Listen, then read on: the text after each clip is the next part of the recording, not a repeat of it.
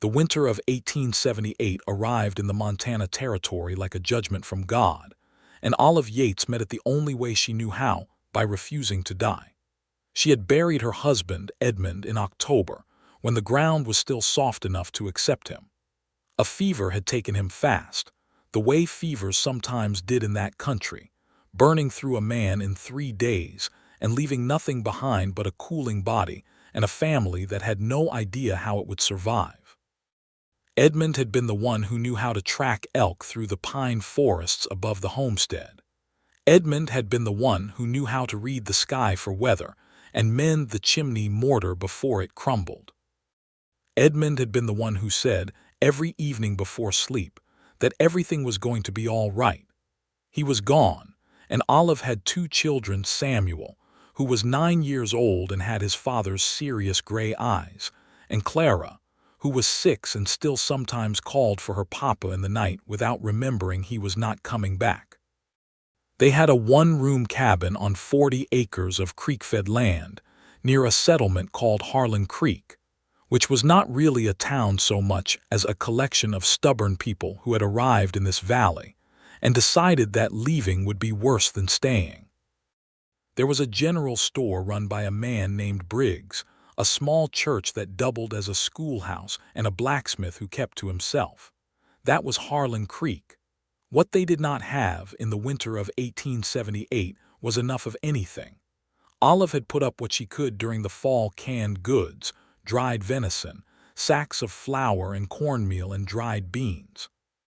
She had been meticulous and frightened in equal measure, moving through each preservation task with the grim focus of a woman who understood that the arithmetic of survival left no room for error. She had stacked firewood against the north wall of the cabin until the pile was taller than Samuel's head. She had patched every gap she could find in the walls with mud and straw. She had done everything right. And still, when the winter came down out of the mountains in late November and did not let up for nearly 4 months, she found that doing everything right was barely enough.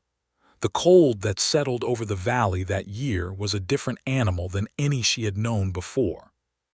It was not the polite cold of her childhood in Ohio, the kind that bit at your ears and made you hurry indoors for hot cider and a warm fire. This was a cold with intention, a cold that pressed against the cabin walls all night and seeped through the packed mud chinking she had worked so hard to lay.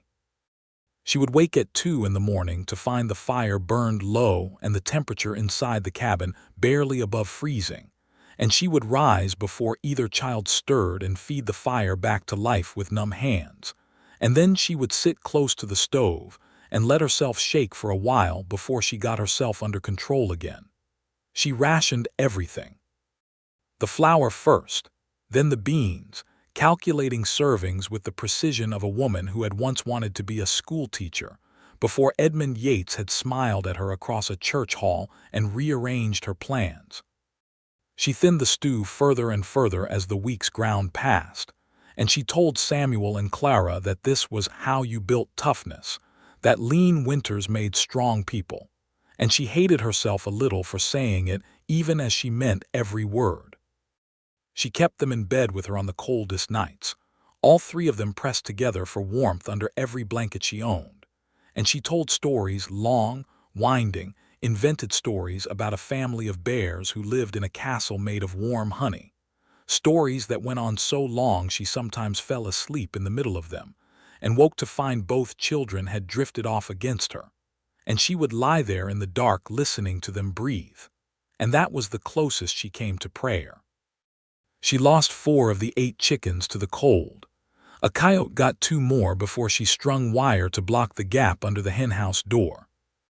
The other 2 she kept alive by bringing them inside the cabin during the worst nights, which Samuel found amusing and Clara found thrilling and Olive found necessary. The milk cow, Bernadette, she pampered like royalty, feeding her the last of the good hay and sleeping in the barn twice a week to keep the animal calm and producing. Bernadette's milk was what kept Clara from losing weight she could not afford to lose. There was a stretch of January when a blizzard pinned them inside for 11 days. The snow outside the door was packed nearly to the top of the window frame. Olive read to the children from the Bible, and from the one novel she owned, a battered copy of David Copperfield, and she taught Samuel long division on the back of a flour sack with a piece of charcoal, and she braided and rebraided Clara's fine brown hair, and every morning she went out through the drifts to the barn and checked Bernadette and spoke to the animal in a low, steady voice, as though steadiness were a thing she had unlimited quantities of. She did not break. She came close, in the 3rd week of February, when she ran the numbers one more time and realized the flour would run out before March ended if she did not reduce portions again, and she sat down on the floor of the cabin with her back against the wall while both children slept, and she pressed her face into her hands and allowed herself exactly 5 minutes of despair. She shook hard in those 5 minutes. She breathed through the terror in short, controlled gasps. And then she took her hands away from her face, wiped her eyes on her apron, and stood up and began calculating how to stretch the flour another 2 weeks. That was Olive Yates. She was 31 years old. She had auburn hair going dry at the ends from the cold, and hands that had been soft once, a long time ago, that were now reddened and calloused and strong. She was 5 feet and 4 inches of organized, relentless will.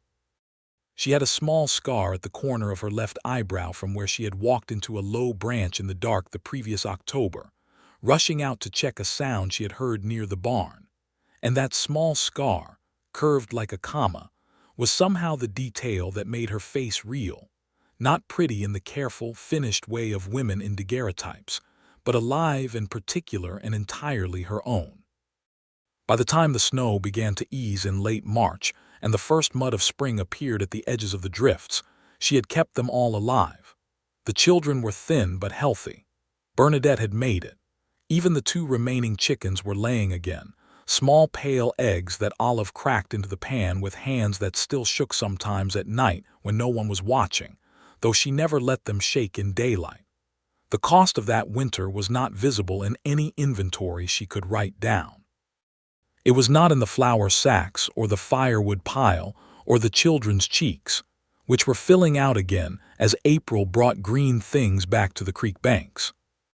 It was in her, distributed through her bones and behind her eyes, and in the way she moved through each day with an efficiency that had crowded out something she could no longer quite name. She did not know what she had lost yet. She only knew that she was tired in a way that sleep did not fix, and that she had been holding herself so tightly for so long that she had forgotten what loosening felt like. It was in April, 3 weeks past the last hard freeze, when Phineas Quinn rode into Harlan Creek for the first time. He came from the south, which meant he had crossed the mountain pass that locals called Rider's Notch, a route that most experienced travelers considered inadvisable until May. He was on a big roan horse with a white blaze, and he led a second horse, a bay, loaded with gear. He stopped at Briggs's General Store and spent a good while inside, and when he came out he stood on the wooden boardwalk and looked around the settlement with the methodical attention of a man cataloging what he saw rather than just looking at it. Phineas Quinn was 34 years old. He was a tall man, not in the exaggerated fashion of legend, but in the honest way of someone whose height had been grown into gradually and without vanity. He had dark hair beginning to show the first pale threads at the temples, and a jaw that carried 3 days of beard, most of the time because shaving required water heated on a fire, and he had not always had a fire when shaving seemed like the right idea.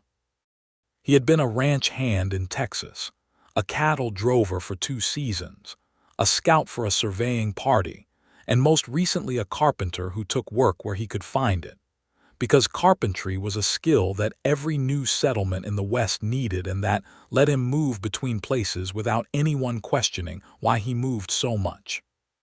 He had a past that he did not often discuss, and a quality of stillness about him that strangers sometimes mistook for coldness, until they had talked with him long enough to recognize it as attention. He had come to Harlan Creek because Briggs, the store owner, had written a letter to a man in Billings who had written a letter to a man in Miles City who had mentioned to a man in a saloon that there was a settlement near the Beartooth foothills that needed someone who could build not just cabins but proper structures. A real schoolhouse, a storage building for winter goods, maybe a second-story addition to the church. Phineas had heard it third hand and ridden 2 days to get there, which was exactly the kind of decision he made without overthinking it. The first time he saw Olive Yates, she was loading a sack of cornmeal onto the back of her wagon in front of Briggs's store, and she was doing it herself with the efficient, no-nonsense motion of a woman who had long since stopped waiting for help that was not going to arrive. He was tying his horses to the rail nearby, and he watched her for a moment the way he watched most things, quietly and with complete attention, and then he said, "Can I give you a hand with that?" Because it was a natural thing to say. She looked at him with eyes that were a complicated shade of green-brown, the color of creek water in fall, and she said, "I have it." And she did have it. She had already gotten it onto the wagon bed with a practiced heave, and she was already reaching back into the store's doorway for the next item, which was a bolt of calico fabric she tucked under one arm while simultaneously checking something off a handwritten list she had folded into her apron pocket. "Looks like you do," he said, and he meant it as simple acknowledgement, not as flattery, and she glanced back at him once more briefly, assessing, and then nodded and went back to her list. He did not speak to her again that day. He found Briggs and talked over the building work, agreed to terms, and arranged to stay in the small back room of the store for a modest reduction in his wages, which Briggs accepted with the grudging approval of a man who appreciated a practical arrangement. Phineas spent his first evening in Harlan Creek, sitting on the steps of the store with a cup of coffee that Briggs's wife had made, watching the settlement settle into dark, and he thought about nothing in particular, which was one of his better skills. Over the next week, he began work on the schoolhouse foundation, and Harlan Creek began the slow process of forming an opinion of him. Opinions in small settlements form fast, because everyone who lives in a small settlement is watching everyone else with the focused attention of people who have very little else to entertain them. The opinion of Phineas Quinn that formed in Harlan Creek was roughly as follows. He worked from first light and did not stop for anything but necessary meals. He was polite without being talkative. He had a level head and did not start arguments or take offense when someone else started one, and he was extraordinarily good at what he did. Within 2 weeks, the schoolhouse foundation was done and the frame was rising, and 2 of the settlement's own men, Garfield Moss and a younger fellow named Tate, had started showing up in the mornings to help because they wanted to learn how he was doing what he was doing, and Phineas taught them without condescension and without impatience. He encountered Olive Yates again on a Thursday in the second week of April, when he was at the store picking up lumber nails, and she was there with her 2 children, Samuel solemn and watchful by her side, Clara holding her mother's hand and examining everything within reach with the committed curiosity of a 6-year-old.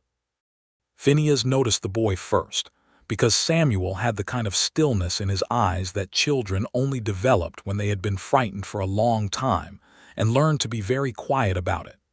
He had seen that look in children near the end of difficult situations, near the end of hard things that children should not have been required to be brave about. It was a look that told him something about what this family had been through. "Morning," Olive said, because she had apparently decided he was a fixture now and deserved the basic courtesy. "Morning," he said. "I'm Phineas Quinn. I'm doing the building work for Briggs." "I know who you are," she said, not unkindly. "I'm Olive Yates. These are my children, Samuel and Clara." Samuel gave him the solemn nod of a boy practicing adulthood. Clara waved with the hand that was not holding her mother's. "Fine morning," Phineas said. "It is," Olive agreed, and then she was talking to Briggs about her order and Phineas got his nails and left, and that was the whole of it. But he thought about the children for the rest of the day, and about the way Olive Yates stood at that counter with her list and her practical efficiency, and her eyes that were watchful in a way that went deeper than just looking. He thought about how a person came to move the way she moved with no wasted motion, no unnecessary weight, nothing carried that did not serve an immediate purpose. He had seen soldiers move that way after long campaigns. He had seen miners move that way after years of underground work where every small mistake had real consequences. He had never, until now, seen a woman move that way, and something about it lodged itself in him like a splinter, not painful, just present, making itself known. The following Sunday the settlement gathered at the church, which was small enough that everyone who attended was in some sense unavoidably aware of everyone else. Phineas was not a regular church-going man, but he went because Briggs had made it clear that attendance was part of what held the settlement's social fabric together, and Phineas was practical enough to honor that. He sat near the back. Olive sat near the middle with Samuel on one side and Clara on the other, and Clara fell asleep against her mother's arm during the sermon in the complete and innocent way that small children fall asleep. And Olive tucked her in tighter without looking down, without breaking the upright line of her back, without missing a moment of the preacher's words, as though she had developed the ability to do three things simultaneously, and considered this entirely unremarkable. Afterward, in the light outdoor gathering that constituted Harlan Creek's social life, Phineas found himself standing near her by accident, or close enough to accident that he did not examine it too closely. She was talking to another woman, a Mrs. Hartwell whose husband ran a small cattle operation to the east, and the conversation was about practical things: the price of seed, the condition of the creek road after the thaw, whether the apple trees on the Moss property had come through the winter. When Mrs. Hartwell excused herself to collect her own children, there was a natural pause, and Olive looked out at the mountains to the north with the expression of someone who had not had a quiet moment in a very long time and was not quite sure what to do with this one. "You made it through the winter," Phineas said. "It was not a question." She looked at him and something shifted very slightly behind her eyes the way light shifts in water. "Yes." "Rough one." "Yes," she said again. "I heard about it in Miles City," he said. "The pass was closed for 6 weeks. People who came through here in spring said it was the worst they'd seen in 20 years. "That's what they said," she agreed quietly. "You were here the whole time with the children." She looked at him steadily. "There was nowhere else to be." He nodded. He did not say anything else right away, and she seemed to find that easier than she found words, because she stayed standing beside him in the mild April sun without excusing herself, looking at the mountains, and they stood in something that was not quite silence because there were people talking all around them, but was quiet enough. "Edmund, my husband, passed in October," she said eventually, not in the way of someone making a confession, but in the way of someone providing information that was relevant to a conversation, practical as everything else she did. "Before the snow came." "I'm sorry," Phineas said, and he meant it in the simple, direct way he meant most things. "It was a fever." She folded the edges of her shawl more precisely. "He was gone in 3 days. Samuel was very good, better than he should have had to be." Phineas looked across at the boy, who was standing a careful distance away watching his sister chase a grasshopper through the grass with the indulgent patience of an older sibling. Samuel caught him looking and did not look away immediately. The way most 9-year-olds would, he held the eye contact for a moment with that too-old steadiness, and then returned to watching Clara. "He looks like he carries a fair weight," Phineas said. Olive turned to look at her son, and her expression changed in a way that was almost too small to catch, a loosening at the corners, a softness that she did not seem aware of. "He does, more than he should." She was quiet for a moment. "He never cried, not once since Edmund died. He just became very helpful and very quiet." Phineas did not say that this was heartbreaking, though it was. He said, "He'll need somewhere to put it eventually." She looked at him again, more carefully this time. "Yes," she said, "I know." There was a shout from across the gathering. Briggs calling for Phineas about something related to the lumber delivery, and Phineas excused himself, and Olive watched him walk away with the expression of someone who has just encountered something unexpected and is quietly deciding what to do about it. He thought about what she had said for several days. He thought about Samuel's weight-carrying eyes and about what Olive had not said, which was that she herself had been carrying a weight that no one was watching for because she was the one watching everyone else. He thought about the arithmetic of that winter, the flour and the firewood and the cold and the long nights, and a husband 3 days from healthy to dead, and 2 children who needed their mother to be unbreakable, and a woman who had been unbreakable for so long that she might have forgotten she was allowed to need anything. He built. The schoolhouse frame went up clean and square, and the sound of his hammer echoed off the mountain faces in the mornings, a steady, purposeful rhythm that became part of the settlement's daily sound. Garfield Moss and young Tate worked alongside him, and sometimes a few other men drifted over to help with the heavy lifting, and the community felt itself growing in some way that was not just about the building, but about the act of gathering around a common project and working with their hands toward something visible. On a Wednesday afternoon, he was at the creek getting water for mortar mixing when he heard something and looked up to find Samuel Yates standing on the bank above him, watching. "Hello," Phineas said. "Hello," Samuel said. He was carrying a small pail that he had apparently been bringing to the creek for the same purpose, and he climbed carefully down to the bank and dipped it in the water the way someone who had been doing practical tasks for a long time dipped pails steadily, without splashing. "You helping your mother today?" Phineas asked. "I help her every day," Samuel said, not with pride but with the plainness of fact. "I imagine you do."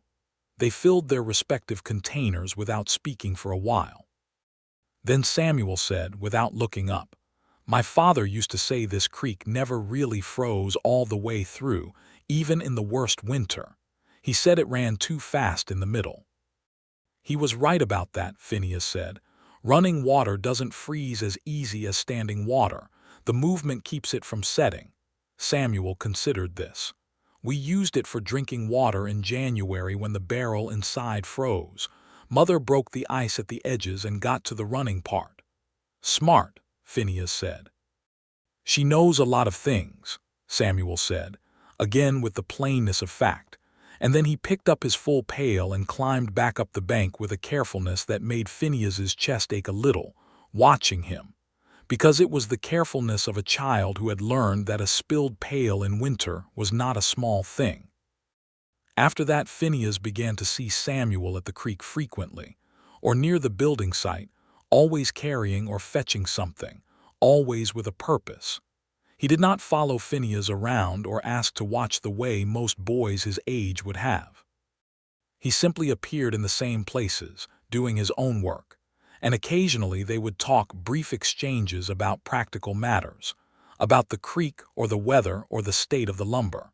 And Phineas treated him the way he treated any person whose company he found worth keeping, which was with full, undiluted attention when they spoke and comfortable quiet when they did not.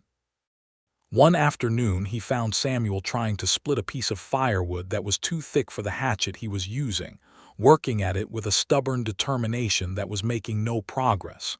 Phineas watched for a moment and then said, "Swing from higher, and aim for the grain, see it there, the line in the wood. Split with it, not against it." Samuel adjusted. The log split on the next swing cleanly, and the boy looked at it, and then at Phineas with an expression of such uncomplicated satisfaction that Phineas felt something move in his chest, warmth, and a kind of sorrow for the years of small lessons the boy was not going to get from the man who should have been there to give them. "Thank you," Samuel said. "Your father teach you to split wood?" Phineas asked. "Some," Samuel said, "not the grain part." "He'd have gotten to it," Phineas said. Samuel looked at the wood. "Probably," he said, and began stacking the pieces, and the subject was closed, but it had been opened and then closed gently, which was different from never being opened at all. Olive witnessed none of this directly, but she heard about it from Samuel, who mentioned it at supper with a matter-of-fact brevity that was very like him. "The builder showed me about splitting with the grain," he said, as though reporting a piece of useful information. Olive looked at her son. "Did he?" "He knows things," Samuel said, in exactly the same tone he had used at the creek, and then he ate his beans and the subject appeared to be finished. But Olive turned the information over in her mind quietly for the rest of the evening. The following Friday afternoon, she went to the building site.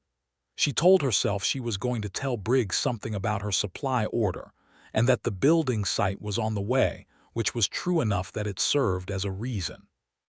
The frame of the schoolhouse was fully raised now, and the walls were being filled in, and the sound of hammering stopped as she approached because Phineas had come down from the scaffolding to get another set of boards.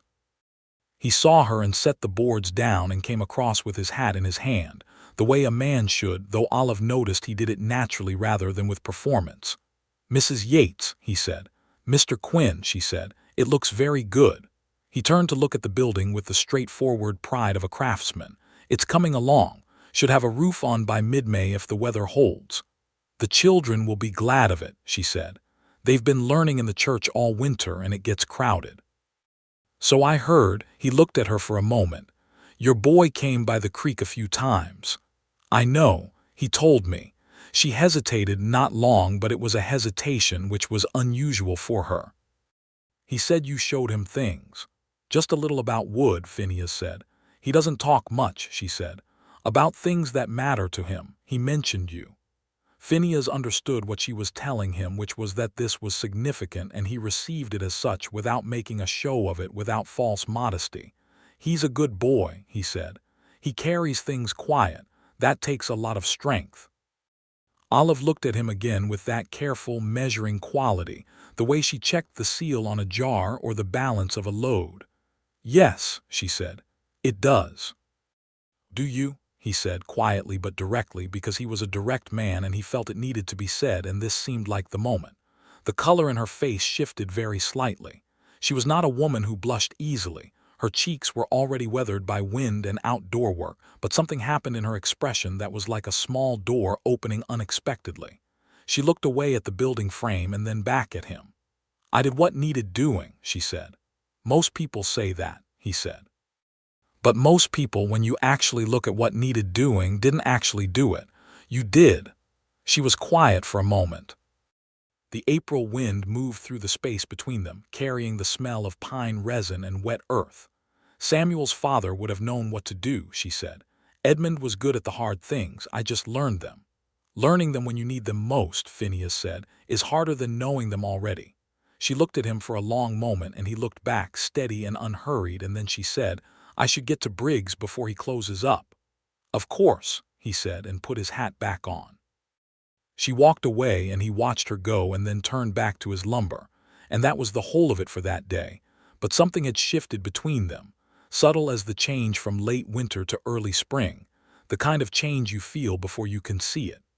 May arrived with the full force of a Montana spring, sudden, generous, somewhat violent. The creek ran high and fast from snowmelt, and the valley turned green so quickly it seemed almost impolite after the months of white. The meadowlarks came back to the fence lines, and the cottonwoods along the creek put out their first pale leaves, and Harlan Creek's small community moved from the interior, contracted life of winter into the open-air life of the better months, with the collective relief of people who had earned it. Olive's garden went in.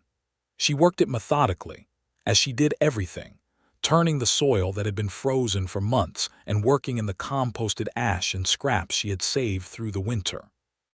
Samuel helped, learning which way to run the rows to catch the best light, asking why she planted beans near the corn in a way that suggested he wanted to actually understand rather than just be told.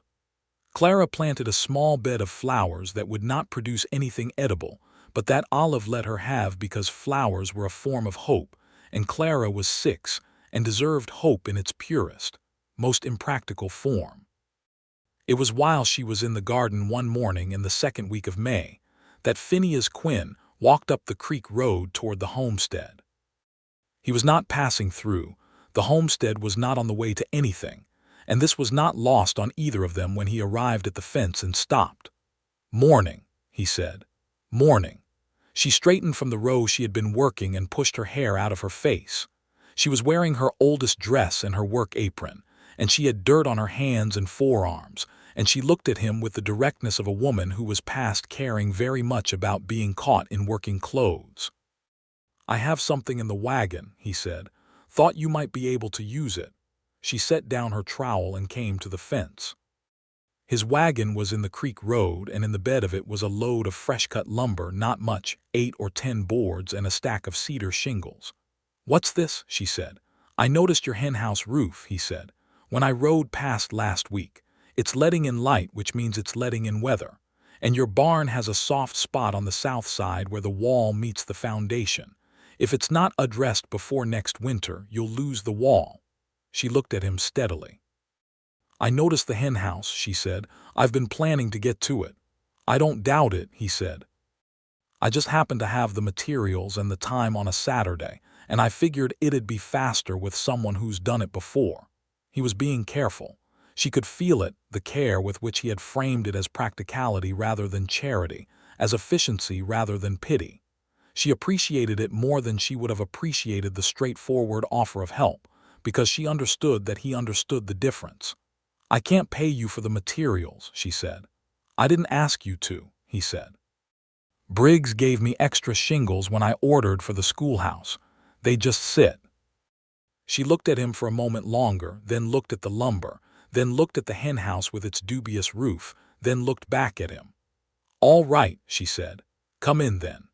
He worked on the henhouse roof while she continued in the garden, and the sound of his hammer was steady and competent and somehow comfortable in the morning quiet, not intrusive, just present, the way useful sound should be. Samuel appeared from behind the cabin at some point and went directly to where Phineas was working and watched for a while. And Phineas explained what he was doing in the same matter-of-fact way he explained things to the men at the building site. And Samuel listened with his full, serious attention. Olive made coffee at noon, because it was the decent thing to do, and she brought it out to where Phineas had moved on to examining the barn's south wall. He took the cup from her with a thank you and crouched down to look at the base of the wall, running his hand along the wood where it met the stone foundation. It's not as bad as I thought, he said. The wood's soft but not rotted through. If you get some linseed oil worked into the base boards before the cold comes and then put a good chinking over the joint, it should hold another year or two before it needs replacing. I can do that, she said. He looked up at her from where he was crouching. I know you can, he said. She handed him a second cup for Samuel, who had trailed them to the barn. They stood in the mild May sunshine outside the barn door, Phineas sitting on the low stone foundation. Samuel next to him looking at something. Phineas was showing him about the grain in the soft wood. Olive standing nearby with her own coffee. And Clara came running from the garden where she had been very seriously doing something with her flower beds. And she stopped when she saw Phineas and looked at him with the frank, unguarded assessment of a 6-year-old. You're the man who's building the school, Clara announced. That's right, Phineas said. I'm going to school there, she said. I'm going to learn everything. That's a good plan, he said, completely seriously. Clara seemed satisfied with this and went back to her flowers, and Phineas looked after her with an expression that softened the angles of his face entirely. And Olive saw it, and something in her chest did something she was not quite prepared for, a small, sharp recognition, like the feeling when a fire finally catches after you have been striking the flint for a very long time. She looked away and drank her coffee.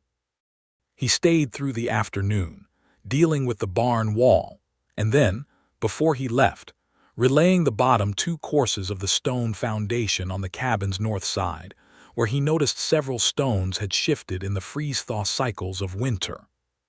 He worked quietly and thoroughly the way he did everything, and when he was done he loaded his tools back into the wagon and said goodbye to Samuel, who said goodbye back with the sincerity of a boy who has been treated as worth saying goodbye to, and then he looked at Olive. Thank you for the coffee, he said. Thank you for the work, she said. I mean it. I know you do, he said, and then, maybe I could come back to finish up a couple of things I didn't get to. It was a question dressed as a statement, and they both knew it, and she looked at him in the golden late afternoon light with the direct, assessing look that was her particular way of regarding the world. "Next Saturday," she said, "if you haven't got other work." "I'll make the time," he said, and he came back the next Saturday and the Saturday after that, and after the third Saturday he started coming on Wednesday afternoons as well, and neither of them remarked on the regularity of this. But the whole of Harlan Creek noticed and began talking in the careful, hopeful way that small communities talk about the possibility of good things happening to people they have watched have hard things happen to. It was Mrs. Hartwell who said something to Olive directly, the way Mrs. Hartwell said most things without preamble, over the counter at Briggs's store, where conversations were had in the way that frontier women had conversations, brisk and honest. "People are saying Quinn spends most of his Saturdays at your place," she said. "People are accurate," Olive said, examining a bolt of cloth. "And what do you think of that?" Olive put down the cloth and looked at Mrs. Hartwell, who was a decent woman with a forthright face and good will behind her bluntness. "I think he's useful," Olive said. "Is that all?" Olive was quiet for a moment. "I don't know yet," she said, which was as much honesty as she had available on the subject. Mrs. Hartwell nodded. "He's a good man," she said. "Garfield says he's never worked alongside a better one, and he's good with the children." She paused. "Edmund would want you to be all right, Olive." Olive looked at her hands on the counter, those strong, reddened, calloused hands. "I know he would," she said quietly. The thing was that she did not know what to do with what she was feeling, because she had spent 9 months being a person who did not feel things that were not immediately practical. Fear was practical, because fear told her what to protect. Grief was practical, in a limited way, because grief told her what had been important. But this other thing, this warmth that moved through her when Phineas's voice came around the corner of the barn, this involuntary attention she paid to the way he crouched down to look his son in the eye when he talked to him, this was not practical. This did not serve any immediate function. This was something she had locked a door on a long time ago and was now finding that the lock had come undone without her permission. She talked to Edmund about it, in the way she sometimes talked to him still in her mind, in the quiet of the early morning before the children woke, in the particular voice she kept for things she could not say anywhere else. She said, "I don't know what this is." She said, "He sees things, Edmund. He looked at me the other day and said something about what the winter cost me, and I don't know what I nearly." She said, "You would have liked him, I think. He's honest and he's steady and he doesn't make anything bigger than it is." She said, "I miss you. I will always miss you. But I am so tired, Edmund. I am so tired, and I am still here, and the children are here, and the spring is beautiful, and I don't know if I am allowed." She did not hear Edmund answer, because the dead do not answer, but she felt the quiet of the morning settle around her like something permissive, and she let herself admit, in the privacy of that quiet, that Phineas Quinn had found his way under her careful, necessary armor, and was sitting there warm as a hearthstone, and she was not sure she wanted to ask him to leave. The night that changed everything between them happened on a Wednesday in late May. Phineas had come out in the afternoon to help her get the root cellar door back on its hinges. The hinges had pulled loose in the spring thaw, and they had worked on it together, which meant they had been in close physical proximity for the better part of an hour, handing tools back and forth, their hands brushing once or twice without comment, and she had been aware of him with an intensity that she found both alarming and unremarkable. The way your heartbeat is unremarkable until you start listening for it. They were finishing up when the sky to the northwest changed color in the way that experienced Montana people recognized immediately, a particular greenish quality, a dropping of the air pressure, a silence in the birds that was unnatural. Phineas looked up and said, "Storm coming. A quick one, but it'll hit hard." "I need to get the cow in," Olive said, already moving. "I'll get the horses," he said. They moved fast. Samuel appeared from the garden, responding to his mother's urgency with the instant responsiveness of a child who had learned that urgency meant something real, and between the three of them they got Bernadette into the barn and Phineas's horses secured, and the garden stakes tied down in about 12 minutes. Clara they left in the cabin with instructions to stay put, and Clara, who had also learned to take emergency instructions seriously, stayed put. The storm hit as Phineas was latching the barn door, a sudden cold wall of wind and rain that had a little hail mixed in, the kind of late spring storm that arrived fast and left fast and did a surprising amount of damage in the time between. They ran for the cabin's porch, all three of them, Phineas, Olive, Samuel, and made it under the roof eave barely ahead of the worst of it, crowding together in the small covered space as the hail rattled on the boards. Olive was laughing. She had not planned to laugh. It had happened on its own, the sudden absurdity of running from a hailstorm when she had faced an entire killing winter without cracking. Something in the disproportion of it struck her as genuinely funny, and she laughed, and Samuel laughed too, a real boy's laugh, surprised out of him. And then they were all three standing on the porch listening to the hail on the roof, and laughing at nothing in particular and everything in general. Phineas looked at her laughing, and something happened in his face that he did not try to conceal, a warmth that was specific and unguarded and meant entirely for her, a look that had nothing restrained about it, and Olive caught it, and her laughter faded into something quieter but equally as warm, and they looked at each other for one unguarded moment while the storm hammered the roof above them. Samuel looked at both of them with his old soul eyes, and then looked at the rain with great interest, giving them the privacy of his non-attention, which was a thoughtful thing for a 9-year-old to know how to do. When the storm passed, 20 minutes later, it left the air washed and bright and the creek audible from 50 yards away. Phineas helped put the garden stakes back where they had been loosened, and then he said he should get his horses back to town before dark, and Olive walked with him to the gate. At the gate he stopped and turned to her. He had something to say. She could see it the way you could see a man drawing breath before a hard task. "Olive," he said. "Phineas," she said, and saying his name directly, using it the way she had not allowed herself to until this moment, felt like crossing a threshold she had been standing outside for a very long time. "I don't want to be something you have to manage," he said. "I know you've had enough of managing things without anyone." He paused. "I just want to be something that helps, if I can be that." She looked at him at the gate in the washed evening light with the creek loud in the background and the smell of hail-soaked earth around them. She said, "You already are."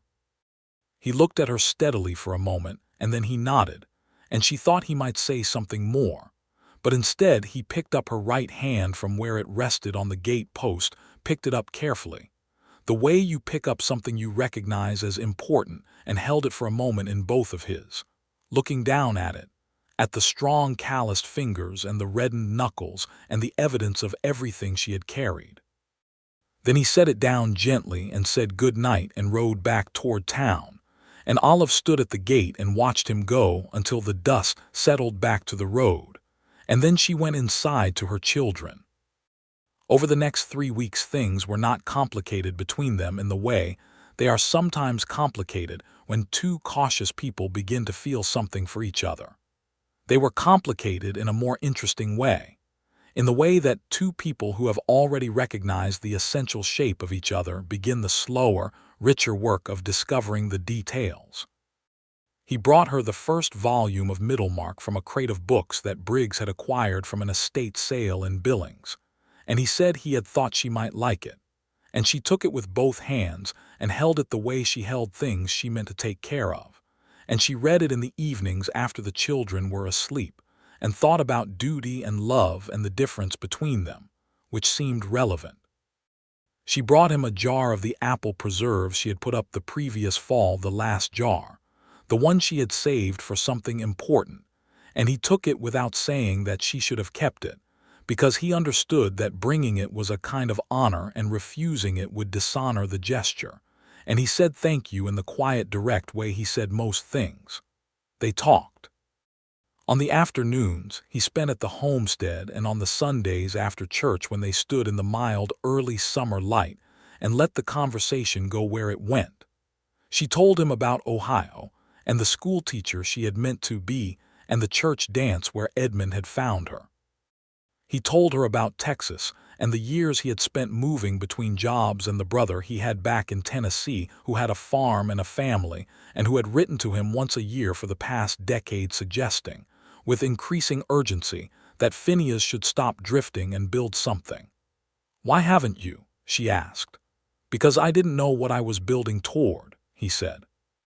She looked at him steadily, and he looked back, and neither of them said anything more about it right then. But the words sat between them like stones in a foundation solid, weight-bearing, meaning nothing alone but everything in the right arrangement. Samuel had begun helping Phineas at the building site on Saturday mornings, which Phineas had arranged with Olive's permission, and which Samuel had accepted with a quiet, careful enthusiasm that was all his own. He was learning to use a hand plane, and to read a level, and to calculate the angles for a roof's pitch. And these lessons were mixed in with other conversations about fathers and about work, and about what it meant to do something well. The way a grown man might talk to a boy he had decided was worth the full honesty of his attention. One Saturday in early June, Samuel came home from the building site and sat down at the supper table with something clearly on his mind, eating with the distracted thoroughness of a boy running calculations inside his head. Olive waited. She had learned with Samuel to wait. After supper, when Clara had been put to bed with her evening story and the cabin was quiet, Samuel came and sat beside Olive at the table where she was mending. "Mr. Quinn asked me today," he said, "if I thought you were happy." Olive's hands stilled on the mending. "Did he?" "Yes." Samuel looked at the table. "He said he was asking because he wanted to make sure about something, and he thought I would know better than most people." "And what did you say?" Samuel looked up at her with those gray eyes. "I said I thought you were better than you were in February. I said I thought you were still tired in a way that sleep didn't fix, but that you laughed more than you used to." He paused. "I said I thought he was part of why." Olive set down her mending entirely. She looked at her son, this 9-year-old who had been so still and so controlled for so many months, who had held himself together for her sake when he should have been allowed to fall apart. "Samuel," she said. "I think he's good," Samuel said carefully, with the deliberateness of someone who has been thinking about how to say something. "I think Papa would think he was good too. I know Papa is not coming back, I know that." His voice stayed level but just barely, and Olive put her hand over his on the table. "I don't want to forget him," Samuel said. I don't want it to always be so hard." Olive's throat tightened. She squeezed his hand. "It doesn't have to always be so hard," she said. "Remembering your father and allowing new good things are not enemies, Samuel. They can both exist." Samuel looked at her hand over his. Then he took a breath, slow and controlled, and let it out. And then, for the first time since October, he leaned against his mother's side and let her put her arm around him. And it was not a boy trying to be strong.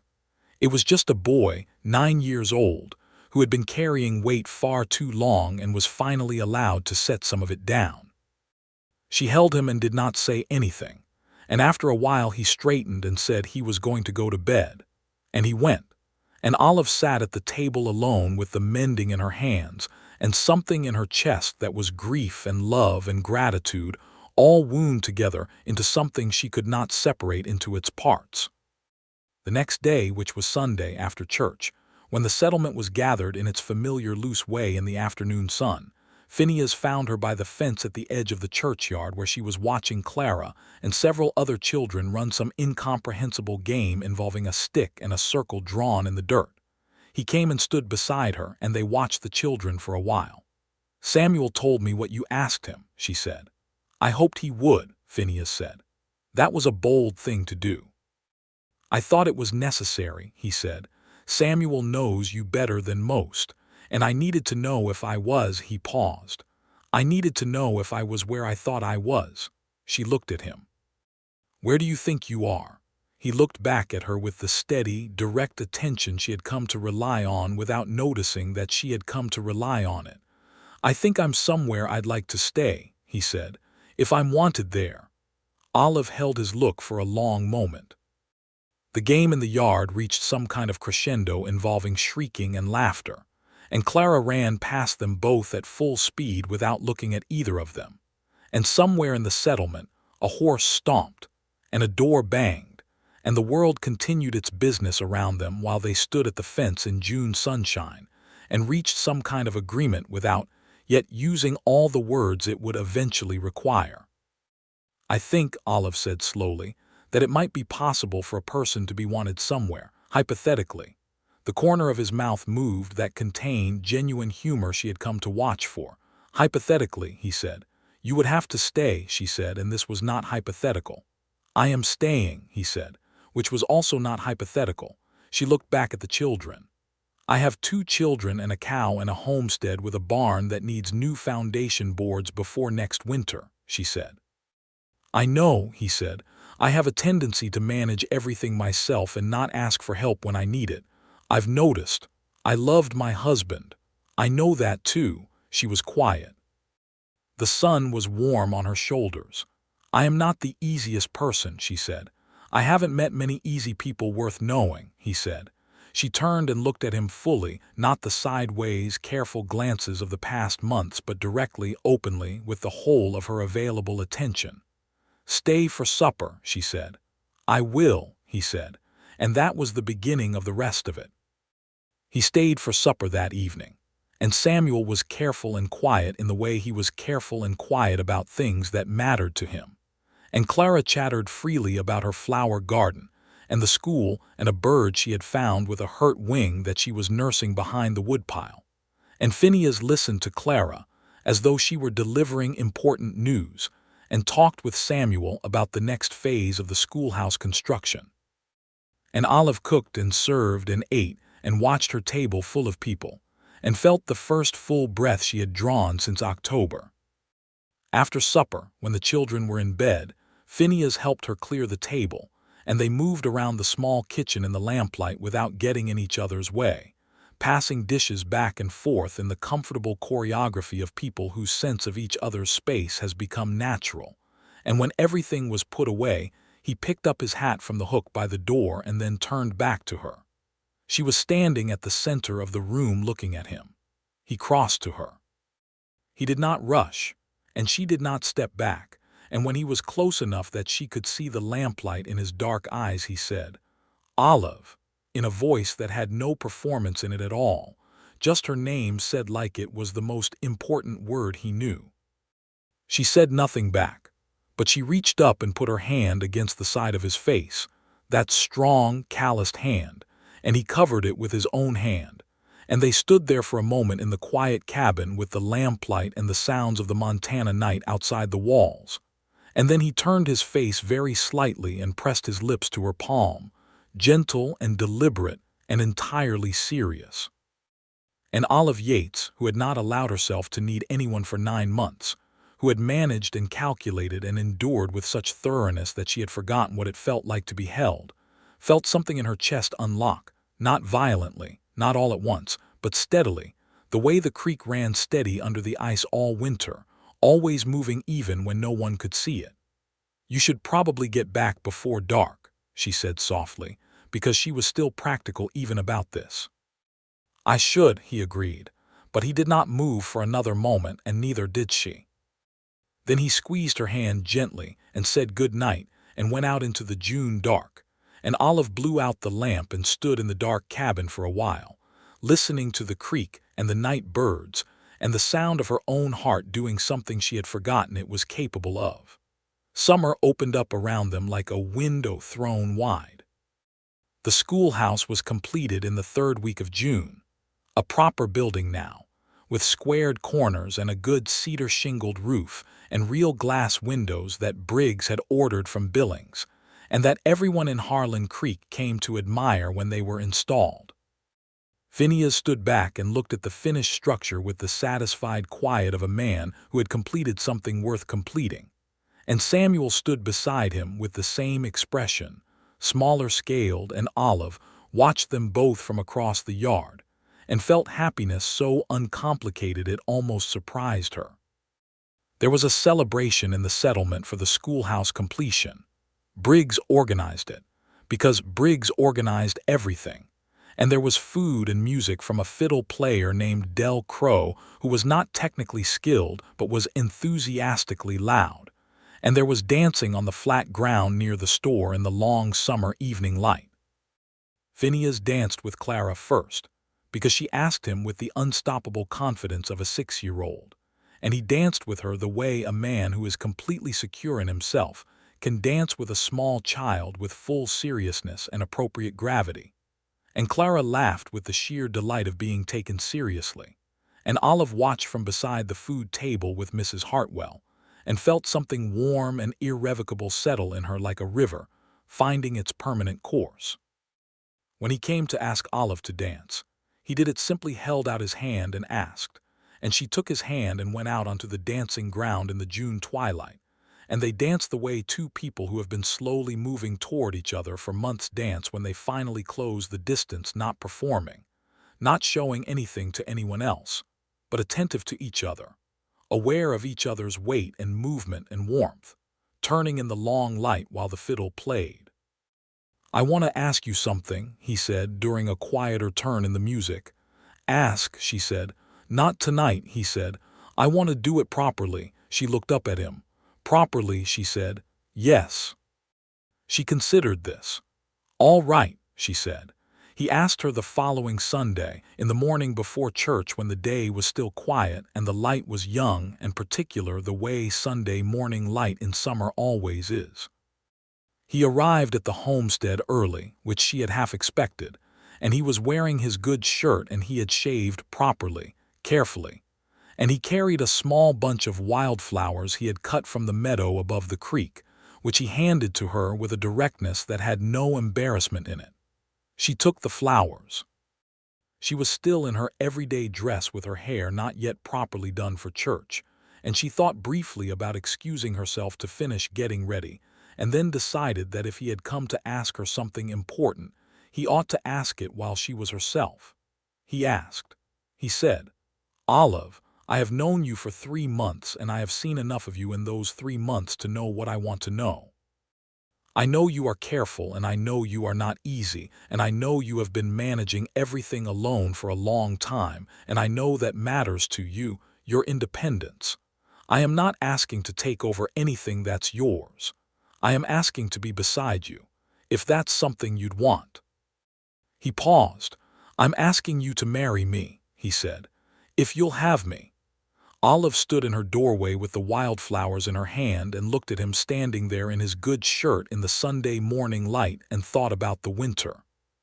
She thought about the weeks of managing the flower and the fire and the children and the cold and the long dark nights, and she thought about how she had come through it alone because there had been no choice, and she thought about how she had not known, until this spring, that she had been carrying a loneliness so dense it had become part of her structure, the way the cold had become part of the cabin walls. She thought about Samuel sitting beside her at the table and finally leaning against her side. She thought about Clara's flowers and Bernadette in the schoolhouse windows. She thought about Edmund and the life they had built together, and the grief that had not gone away but had changed shape, the way all grief eventually does, from a sharp thing that demanded attention into a quiet ache that was part of her, permanent and hers, and not incompatible with other things. She said, "Yes." He exhaled the kind of exhale that reveals how much breath a person was holding, and she stepped down from the doorway and he met her, and he put his arms around her with a gentleness that was also strength, the way the best things are, and she let herself be held for the first time in 9 months, and felt the long tightness in her chest ease the way a knot eases when the right tension is applied. Not broken, just released, smoothed out into something flexible and workable. They stood together in the Sunday morning for a long moment, and then she stepped back and looked up at him and said, "We should tell the children before church." "Yes," he said. Samuel, when told, looked at Phineas for a long moment with his gray eyes and then at his mother and then back at Phineas. He said, "Will you live here with us?" "If that's all right with you," Phineas said. Samuel thought about this with visible seriousness. Then he said, The barn foundation boards need replacing before winter. I know, Phineas said. I've been thinking about how to do it. Samuel nodded, once decisively, in the manner of a 9-year-old who has just conducted a business negotiation and found the terms acceptable. Then he went back to what he had been doing, which was reading at the table, and the matter was apparently settled. Clara burst into tears of joy, which was entirely Clara, and then demanded to know if she could be a flower girl and wear her Sunday dress, and the wedding planning was thus, with characteristic enthusiasm, begun. They were married in July, in the church at Harlan Creek, which was full because the whole settlement had developed a proprietary interest in the outcome of this particular romance, and was not about to miss the formal confirmation of it. The preacher who had written the sermon wore his best coat and was visibly pleased to be delivering good news for once. Mrs. Hartwell wept a little, which she would have denied if asked.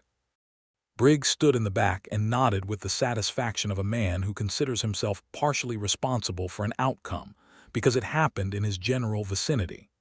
Olive wore her best dress, the blue one with the small white collar that she had made the previous year from the calico she had bought at Briggs's store, the day she had first spoken to Phineas. She had not planned this choice. She had simply reached for the dress and then recognized, when she had it on, that it was appropriate. Phineas wore his good shirt and a dark vest, and had his hair combed and his boots clean, and he stood at the front of the church waiting for her with a stillness that was not nerves but attention, waiting to see her, which was different. When she walked in on Samuel's arm, Samuel at 9, solemn and proud, and carrying himself 2 inches taller than usual, Phineas looked at her in the way he had looked at her at the gate in the hailstorm evening, unguarded and specific and entirely meant for her, and Olive felt herself smile the full, uncomplicated smile of a woman who had learned not to expect good things, and was therefore more grateful for them than people who expected them could ever understand. Clara, flower girl, dispensed wildflowers with magnificent generosity, and the congregation laughed, and then the preacher cleared his throat, and they were married. Afterward, the settlement celebrated in the way the settlement did most things with food, and the loud fiddle and dancing in the long summer light. This time Olive danced freely, without watchfulness, without calculation, turning in the July evening with her husband's hand warm against hers, and the mountains gold in the last light and her children nearby. And she felt full in a way she had not felt full in years, not the desperate fullness of a woman filling a hole against the cold, but the genuine fullness of a life that had earned its warmth. Phineas moved into the homestead, as agreed.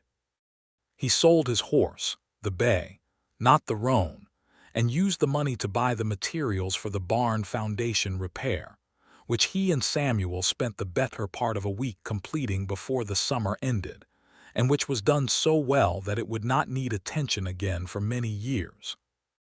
He built a proper second room onto the cabin, framing and raising the walls in 4 days with help from Garfield Moss and Tate, who had by now become his friends in the easy, companionable way of men who have worked hard beside each other.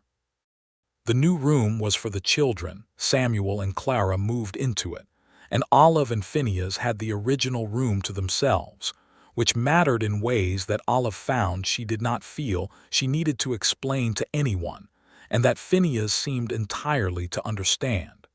He was a good husband. Not in the perfect, uncomplicated way of stories that do not account for the difficulty of real people in real proximity, but in the true and irreplaceable way he paid attention. He was honest. He did not make small things large and did not make large things small, and he understood without being told that Olive needed to remain the person she had made herself into, that her competence and her management of the homestead were not problems to be solved, but facts to be included. And she was a good wife. She let him in, which was the hardest and most important thing, and she let him be needed without turning it into a test, and she laughed more genuinely, completely, the laugh he had first seen in the hailstorm, and she slept easier than she had slept in a year, And if she still sometimes woke at 2 in the morning by old habit and lay listening for the sounds of a house in trouble, she would find Phineas already awake beside her, his hand finding hers in the dark. And she would know everything was all right without a word being said. Samuel slowly, over the summer and into the fall, began to let himself be a boy again. It happened gradually, the way things that have been pressed very flat gradually expand when the pressure is removed. A laugh that came more readily, an opinion offered more freely, an argument about something genuinely trivial, which was the most encouraging sign of all. Phineas did not try to replace Edmund and did not try to be something other than himself, and in the space that created Samuel found room to hold both things, his father's memory and the new person in his life, without one canceling the other. The day that Samuel cried for his father for the first time, 6 months after Edmund's death, was a gray October day when Phineas found the boy sitting behind the barn with his face in his hands. He sat down beside him on the cold ground and did not say anything and did not move to leave, and Samuel cried for a while with the abandoned grief of a child who has been holding it a very long time, and then it passed, and he wiped his face on his sleeve with the pragmatism of a Yates, and Phineas said simply, "That needed to happen." "Yes," Samuel said, and blew out a shaky breath. "Want to come help me with the fence post on the south side?" "Yes," Samuel said, and they went, and that was the end of it, and also in some ways the beginning of something, a lighter way of carrying what had to be carried.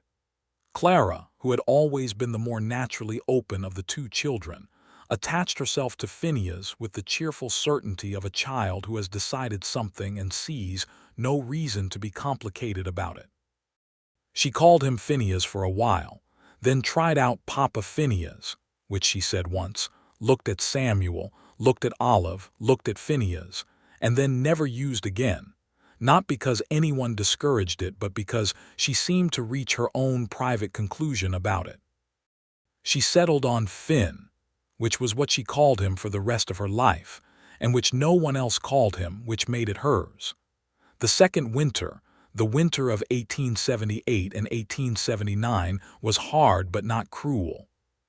They were better prepared, and they were more people doing the preparing, which made a different kind of hard, the kind that still required work and cold and careful arithmetic, but that also included the sound of another person's breathing in the dark and the warmth of two bodies, instead of one against the cold night. And that was a different country entirely from the one Olive had survived alone. She told him about the bad nights of the previous winter one evening by the stove when the children were asleep and the snow was steady outside. She told it plainly, the way she did most things, the rationing and the fire at 2 in the morning, and the 5 minutes of despair on the floor in February, and the way she had gotten up and started calculating. She told it looking at her hands on the table, and then she looked up and found him looking at her with an expression that was not pity. She would have put it away if it were pity, but was something harder and truer than pity, something that recognized what she was describing without diminishing it. "You didn't break," he said. "No," she said. "I need you to know," he said carefully, "that I see what that cost. I'm not going to forget it and I'm not going to take it for granted. What you did." She looked at him steadily. There was warmth rising behind her eyes that she did not fight. "I know you won't," she said. He reached across the table and covered her hand with his. They sat like that in the firelight for a while, quietly, the winter outside doing what winter did and the cabin holding against it. And Olive felt herself fully understood in a way she had not been sure she would ever feel again, the specific recognition of one person by another that goes beyond surface knowledge into the real architecture of who someone is. "I'd have come sooner," he said, half to himself. "If I'd known." "You came when you came," she said. "That was when it was time." He turned her hand over and looked at it again, those strong, marked, honest hands, and then he raised it and pressed his lips to the back of it, and she let him, and the fire burned warm and steady between them, and the Montana winter pressed against the walls and did not get in. Spring arrived again, the second spring, and with it the particular sweetness of a spring that has been preceded by a winter you survived together. The garden went in. Bernadette calved a heifer, to everyone's satisfaction. The 2 chickens had become 6, because Olive had acquired 4 more from a family heading west who could not take the birds with them, and the henhouse was now properly occupied and properly roofed, and producing eggs at a rate that allowed for actual surplus. Harlan Creek itself was growing. A family named Colton had arrived in the fall and built to the east of Briggs's store, and a man named Voss had set up a small livery stable, and there was serious talk, now, with names and figures attached, of a proper road link to the north that would make supply runs faster and safer. The schoolhouse that Phineas had built was full every weekday morning with 12 children, including Samuel and Clara, and the woman who taught them, a Miss Pryor who had come west from Chicago with more courage than experience, was managing with the determination of someone who had decided this would be the making of her, and she was right. Phineas took on more building work in the settlement and in 2 neighboring homesteads, and his reputation spread in the way good reputations spread in frontier country by word of travelers who mentioned it to other travelers, by the visible, tangible evidence of the things he built, by the simple fact of his reliability in a landscape where reliability was rare. He was not wealthy and would not become wealthy. This was not that kind of country and not that kind of story, but there was enough. And enough was something Olive understood the precise, accurate value of in a way that no comfortable person ever really could. She was pregnant by the 2nd spring, which she discovered gradually, and with the composed practicality she brought to most discoveries, telling Phineas on a morning in March when the mud was softening on the creek road, and the first red-winged blackbirds had returned to the cattails. She told him flatly, without preamble, the way you tell someone important news when you are a person who leads with the fact and follows with the feeling. He looked at her, and then he laughed, not the controlled, contained amusement she sometimes coaxed from him, but a full, unguarded laugh, surprised out of him. And then he put his arms around her and held her against him and said her name against her hair, and she felt his heart beating under her ear and thought about the winter floor of the cabin, and the 5 minutes of despair, and the 2 chickens in the corner for warmth. And she felt something settle so deep and so finally in her that she did not have a word for it that did not feel too small. "Are you happy?" he asked into her hair. "Yes," she said, "very." They told the children at supper. Clara's response was immediate and comprehensive. She wanted to know the baby's name, if it would share her room, if it would be a girl, and whether she could teach it her games, all in approximately 30 seconds.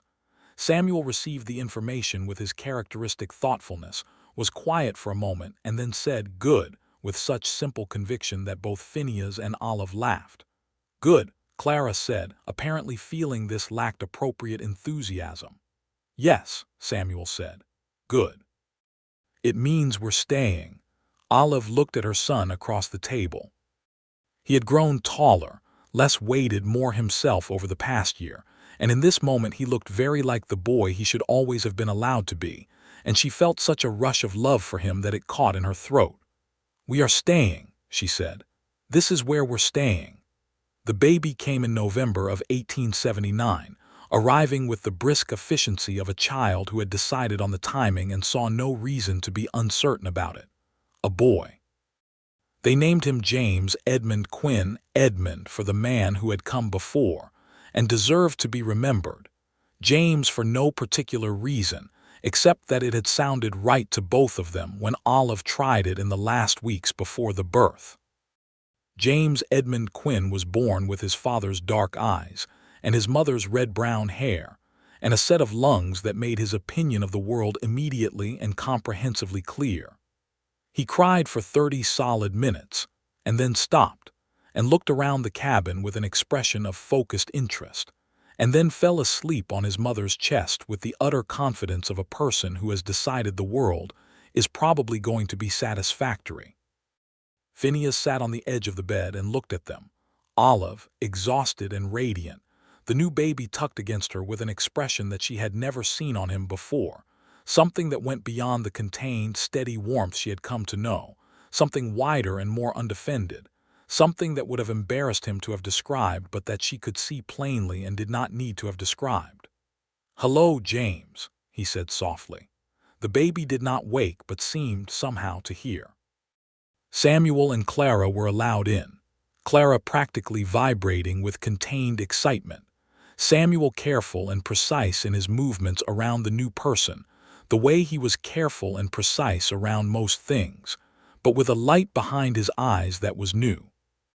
He reached out a tentative finger and James wrapped his small fist around it with the involuntary determination of a newborn, and Samuel looked at his finger in the baby's grip and then looked at Olive and said, "He's strong," with a satisfaction that was both observation and pride, and Olive thought, "There he is. There is the boy who was always in there, the one the winter buried for a while under all that necessary weight." Clara named him "my baby" within approximately 5 minutes and maintained this proprietary stance for the next several years, which James would eventually find both endearing and mildly oppressive. The winter of 1879 and 1880 was a reasonable one, by Montana standards cold and long but not the killing kind, the kind you managed rather than survived. Olive managed it with 2 extra pairs of hands and a baby who, in defiance of all practical inconvenience, was almost always cheerful, and she moved through the cold months with an ease that still worked and still planned and still calculated, but that had been relieved of something, that rigid, alone quality, that she had not quite realized she was still carrying until she looked back from the relative ease of a shared winter and recognized the weight she was no longer holding. She thought about the winter of 1878 sometimes, in the way you think about something that formed you.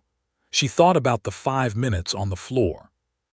She thought about the chickens in the corner and the thin stew and the stories about the bears in the honey castle, and the way the cold pressed against the walls all night with its terrible intention. She thought about how she had faced it and not broken, and she was not wrong to be proud of that. It deserved its pride, earned in full and without assistance. But she also thought now about what it was to not face it alone, to have someone who checked the firewood before she could check it, to have someone who looked up at the darkening sky and said, matter-of-factly, "We should get the cow in," so that she did not have to be the only one watching the sky. To have someone who put his hand over hers in the dark at 2 in the morning when the old habit woke her, and whose steady breathing told her, without a single word, that everything was all right. Phineas Quinn had not saved her. She had saved herself before he arrived, and she knew that and he knew that, and there was no confusion between them about it. But he had seen it, had seen what it cost and what it was made of and what it had taken, and he had not tried to diminish it or replace it or act as though it were something to be grateful for on his behalf. He had simply recognized it, the way you recognize something true. And in being recognized, Olive Yates had become more fully herself than she had been since October of 1878. Not the Olive of before the winter, who had been softer and perhaps more certain that the world would cooperate, but the Olive of after, who knew the world would not always cooperate and had decided to go on anyway, and who was now going on with her hand in someone else's and her children around her, and a new baby in the cabin and a spring always coming, reliably. At the end of every winter, in the spring of 1880, when James was 6 months old and beginning to take specific, pronounced interest in everything within reach, Phineas received a letter from his brother in Tennessee. He read it at the table while Olive fed James and Samuel did his schoolwork in the new room and Clara was out in the yard doing something noisy with a stick and a bucket. "Is it bad news?" Olive asked, watching his face. "No," he said. "My brother's asking if I'll come back east for a visit. He hasn't seen me in 11 years. 11 years, she said. "I left when I was 23, he said. He folded the letter carefully. "I always meant to go back. I just kept not doing it." Olive looked at him steadily. "You should go." He looked at her. "I don't want to leave, I know," she said. "But he's your family and 11 years is a long time. Go in the summer when the road is good. Take the roan, you'd be back before the fall. He looked at her for a long moment. That particular focused look that she had learned meant he was taking the full measure of something. You'd be all right, he said. It was not quite a question.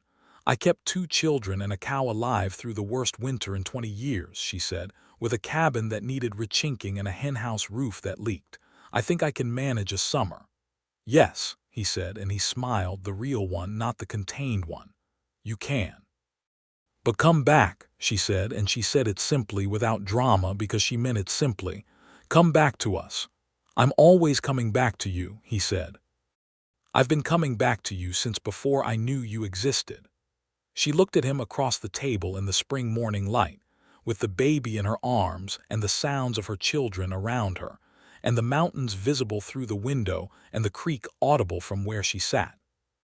She thought about the woman she had been on that October morning when Edmund died, and the woman she had been in February on the cabin floor, and the woman she had been on the first day of spring when she walked out to the barn and found Bernadette alive and the world still turning, and the woman she had been when she walked up to a building site in April in her work apron and looked at a man who was looking back at her with the kind of attention you could not mistake.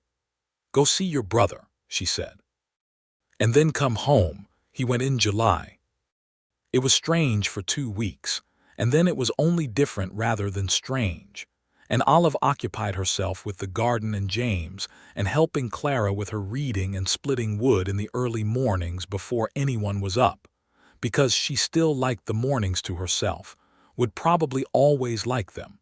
That was part of who she was, and she kept it. Samuel became, for those weeks, the man of the homestead in a way that was entirely appropriate for a 10-year-old who had been practicing for it for 2 years, and he carried it well, with the solid, reliable character that was entirely his own. Phineas was back in 6 weeks, which was 3 weeks earlier than he had estimated. He rode up the creek road on the roan in the late August afternoon with sunburn on his neck, and a box tied to the saddle bags that turned out to contain books. A collection of them, chosen with specific people in mind, a Jules Verne for Samuel and a poetry collection for Olive, and a large illustrated natural history for Clara that she immediately sat down with and did not put down for the rest of the day. He also carried in his coat pocket a small piece of jewelry that had been his mother's, a garnet pendant on a simple gold chain, and he gave it to Olive that evening when the children were in bed, simply setting it in her hand. She looked at it on her palm. Then she looked up at him. Your mother's, she said. My brother sent it with me, he said. He said she would have wanted it with the family. Olive looked at the pendant for a long moment, and then she closed her fingers around it, and then she reached out and put her arm around his neck and held on, and he held her back with his arms around her in the lamplit cabin, and they stayed like that while the creek ran below in the summer dark, and the mountains stood over them as they had stood over every small human thing that had ever happened in this valley. The winters and the griefs and the stubborn persistence of life and the unlikely, unrepeatable grace of 2 people finding each other and deciding to stay. Welcome home, she said into his shoulder. I never really left, he said, and that was true. It was the truest thing about him that he had come to this valley and set his roots down in the quiet, unremarkable, permanent way of things that intend to stay, and he had stayed, and the cabin on the creek bank had become home in the full and absolute sense of a place that holds everything that matters. The years moved forward the way years do, with labor and seasons, and the small, accumulating dailiness of a life being built. The homestead grew tidier and stronger as each winter left it and each spring renewed it. The barn's south wall was solid. The henhouse roof did not leak. Bernadette produced a calf every year with commendable reliability. The garden expanded, and Olive planted an apple tree that would not bear fruit for several years, but that she planted anyway, because she intended to be here in several years, and the children would want the apples.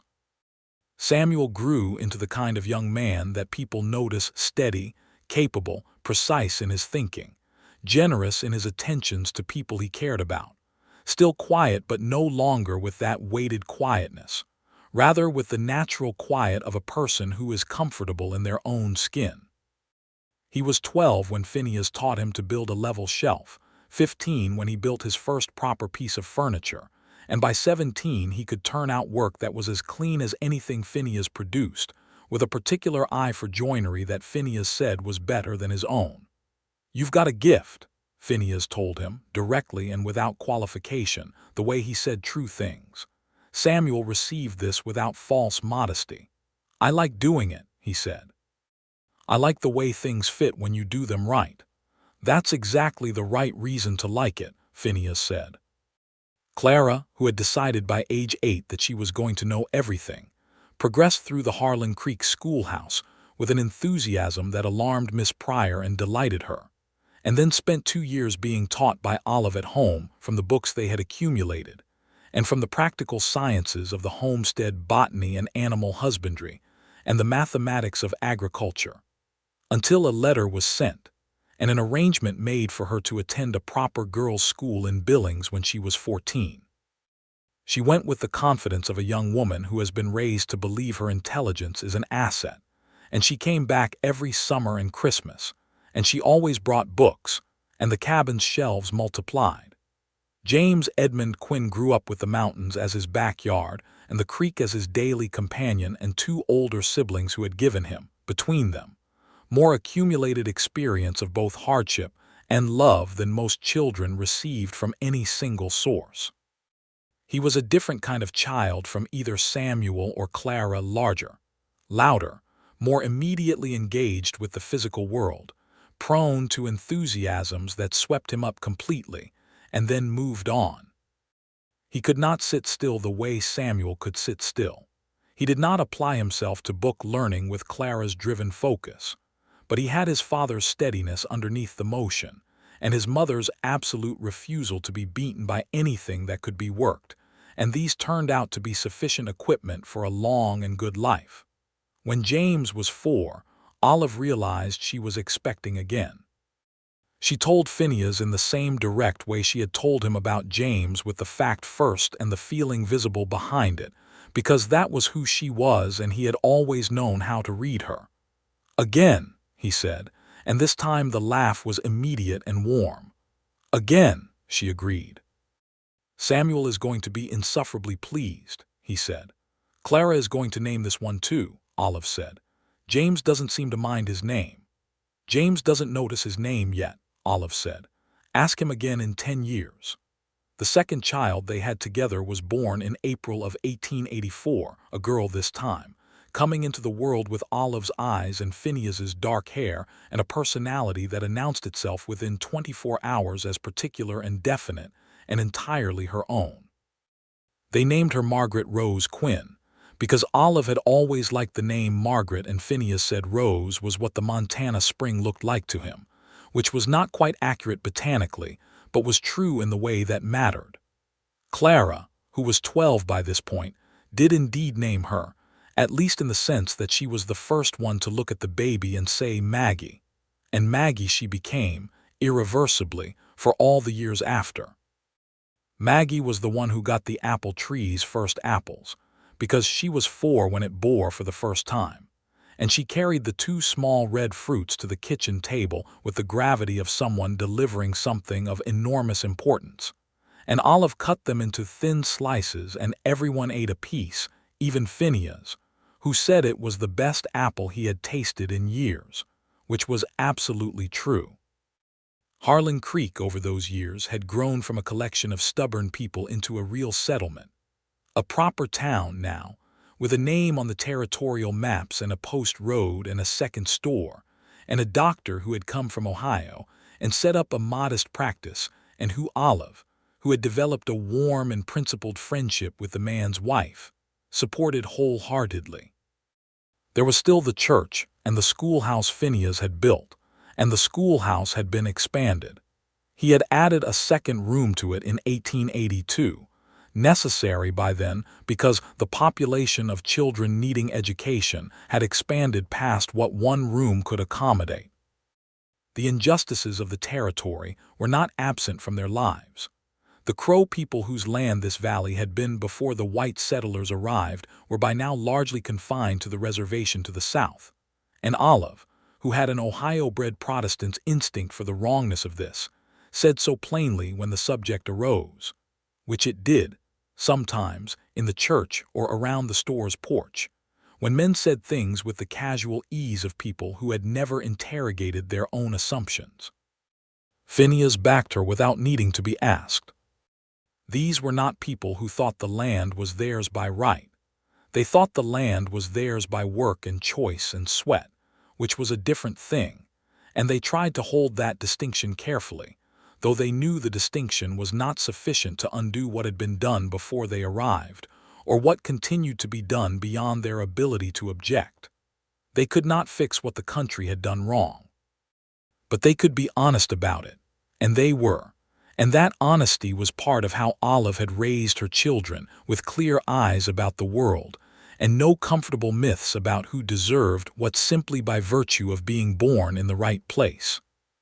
Samuel left Harlan Creek at 18 to apprentice with a furniture maker in Billings, who had heard of his work through a chain of acquaintance that began with Garfield Moss and ended, somewhat improbably, with a letter of recommendation from the territorial surveyor. He was the steadiest kind of gone writing regularly, coming back for Christmas and harvests, present in the essential way even when absent in the physical way. A son who had grown into a man that his mother recognized with pride and his stepfather recognized with the specific satisfaction of having had a hand, however modest, in the shaping. He came back for a long visit when he was 21. And Olive sat across from him at the table and looked at him taller than Edmund would have been, she thought, and with that same serious gray gaze, and she thought about 9 years old and the grain in the wood and a hatchet swung wrong, and she felt what she often felt looking at her son, which was something so large and detailed that it could not be named as a single thing. "Are you happy?" she asked him, which was what Phineas had asked her once. "Yes," Samuel said without hesitation. "Are you?" She looked across the cabin to where Phineas was sitting near the fire with 3-year-old Maggie asleep against his shoulder, her small fist curled in his shirt, his large hand gentle on her back, reading a book with the careful one-handed dexterity of a man who has learned to do things while holding a sleeping child. James was in the new room with his nose in a natural history, making occasional announcements about interesting facts that no one had asked for. The fire was warm. The creek was audible through the walls. The mountains were what they always were, permanent and without comment. Yes, she said, deeply. It was not a life without difficulty. There were difficult winters and difficult seasons, and the ordinary grief of watching time move and people change, and the world shift in ways that could not always be controlled or predicted. There was the year the creek flooded in spring and took the lower fence lines, and the year a disease moved through the cattle of the valley and they lost Bernadette's daughter. There were the ordinary frictions of marriage, the times when Olive's self-sufficiency frustrated Phineas's desire to help, and the times when Phineas's quietness on certain subjects frustrated Olive's desire to understand, and the necessary negotiations of two strong people sharing a small space and a large life. But they were good at it. They were good at coming back around to each other, at the apology offered directly, and the forgiveness extended without drama, at the long conversations by the fire at night when the children were asleep that covered everything and nothing, at the look across a room that said everything a sentence might have said more slowly. They were good at each other in the durable, earned way of people who have put real work into understanding and have found the work worth it. Phineas eventually wrote back to his brother in Tennessee and told him, with the simple directness that was his native language, that he was not coming east again, not for any lack of love but because west was home now and home was where he was staying. His brother wrote back and said he understood, and that he was glad Phineas had found the place, and that he hoped to see the valley someday. He never did, but the letters continued, and that too was a kind of presence. On a morning in the fall of 1886, when Olive was 39 years old and Phineas was 42, and the children were everywhere in the various stages of their various lives. Olive came out onto the porch in the early morning to find him already there, sitting on the porch step with his coffee in both hands, watching the mountains take the first light. She brought her own coffee and sat beside him. The mountains were extraordinary in that light, the gold of the aspens on the lower slopes brilliant against the dark pine, the high peaks already showing their first snow, the sky above them the particular deep blue of a Montana fall morning that required no additional description. "The aspens are early this year," she said. "Little bit," he agreed. They sat in the morning quiet. James's voice came from inside the cabin, already in animated conversation with himself or Maggie or someone imaginary. Maggie's laugh followed, brief and bright. Somewhere near the barn, a crow was making its opinion of the morning known. Bernadette's granddaughter, they had named her Millicent, after a Briggs aunt in a moment of sentiment, could be heard shifting in the barn. Olive looked at the mountains and felt the fall in the air and thought about all the falls before it, and all the winters and all the springs. And she thought about the woman who had sat on the cabin floor in February of 1878 with her face in her hands and allowed herself exactly 5 minutes of despair. She had been right to stand back up. "I'm glad you rode through Ryder's Notch in April," she said. He looked at her sideways. "In April of 1878? Yes. I almost didn't," he said. "The man in Miles City said to wait for May." "You didn't listen," she said. "I generally don't," he said.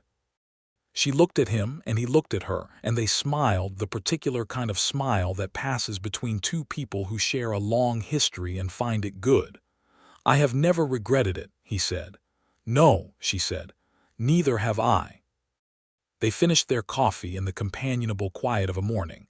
They had earned two people who knew exactly what it had cost, and exactly what it was worth, sitting together on the porch of a cabin that had been built against the cold and had held, watching the aspens turn gold in the mountain light, while inside the house, their children made their particular morning sounds, and the creek ran over the stones it had been running over since long before either of them arrived, and would run over long after.